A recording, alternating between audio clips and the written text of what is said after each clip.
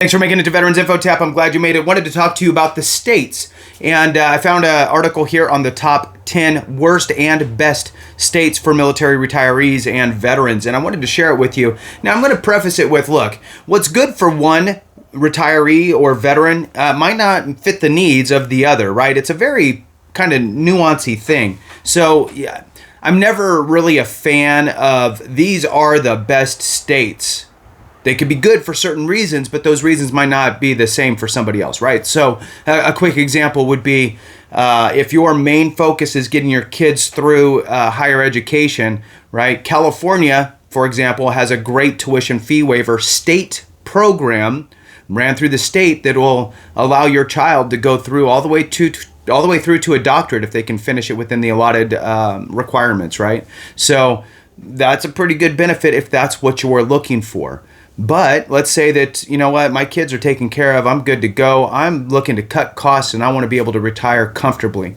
And, you know, having no taxes on my house is a big deal. So Texas, for example, if you're 100%, you have your real estate taxes are waived. So, you know, it's really depending on what you're looking for as far as benefits are concerned from the state level. But with that, I do want to share this with you just to give some ideas. I'm also going to throw in here that in my opinion, every single state in the union should be vying for veterans to move to their states.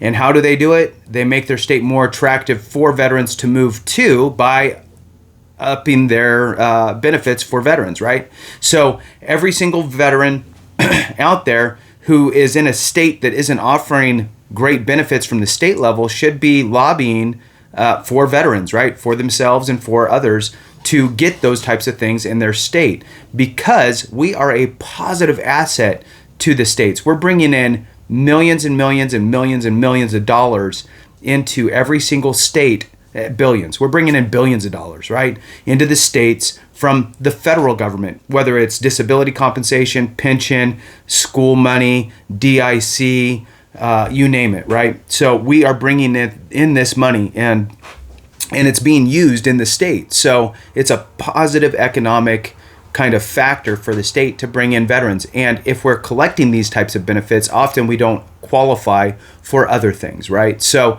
with that, let's do the headline here and I'll jump into it. So the headline, again, the top 10 worst and best states for military veterans and retirees. Moving into the article here, it states, leaving the military for the civilian world can feel like walking into the great unknown, especially if you've spent the majority of your life wearing the uniform. And for those getting out of active duty, picking a place to live can be one of the hardest decisions. And, you know, I'll throw in there that picking a place to live is often tied to, hey, look, I'm applying to 15 different jobs in 15 different states, and whichever one happens to be the one that calls me first to say you're hired, that's where we're moving, right? So there's some of that involved as well. Military veterans and retirees know that first post-duty location could set them and their families up for a successful civilian life and career. An ETS move, or military retirement final move, can take you virtually anywhere. You want to go with some parameters. So how do you pick? Let's move on. Knowing the best and worst states for military veterans and retirees is a good start. Experts with financial advice at Wallet Hub annually release their updated list for the best and worst places for military retirees.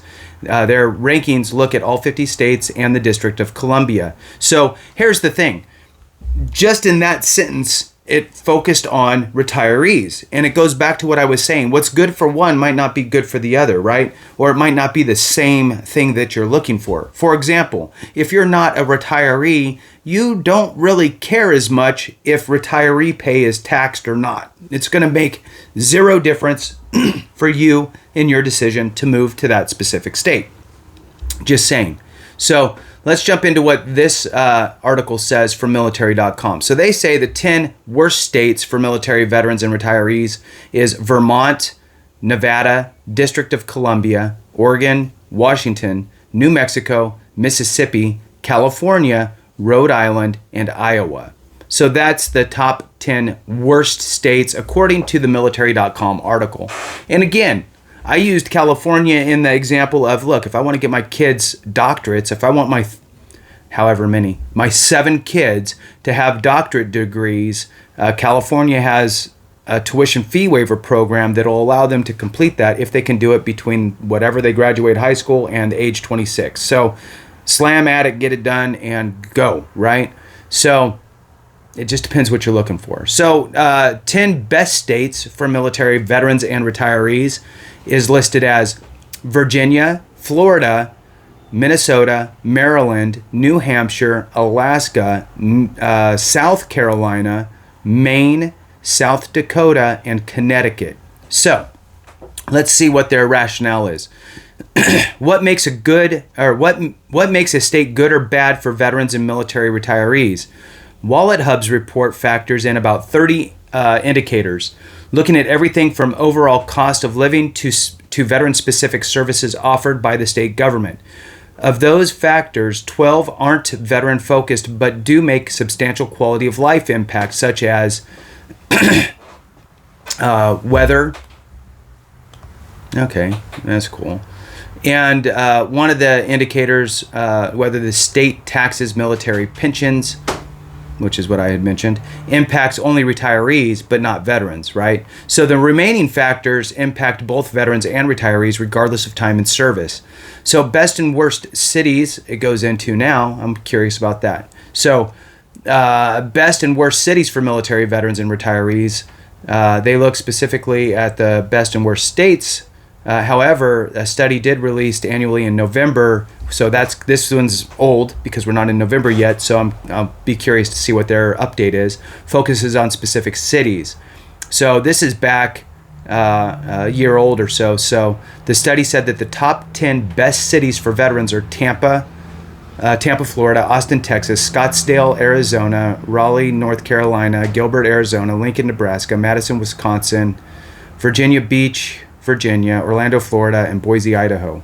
Then it states that the 10 worst cities for veterans are Philadelphia, North Las Vegas, Cleveland, San Bernardino, Toledo, Jersey City, Baltimore, Memphis, Newark, and Detroit. So I don't know, man. Take it with a pinch of whatever, and or a shot or whatever you want. But so that's what they're saying here on the military.com. Let me know what your thoughts are, what you think the best states are. I think Texas, to be honest, with a great that they have some great things in place. I think South Carolina is good. I think Florida is good. As far as their benefits are concerned, maybe what I'll do is I'll take the top 10 populated states and just kind of do a rundown on each of the kind of some of the benefits that are run out of those states. So with that, thank you guys so much for watching. I appreciate you. Have a great one. And remember, if we don't take care of each other, something went wrong.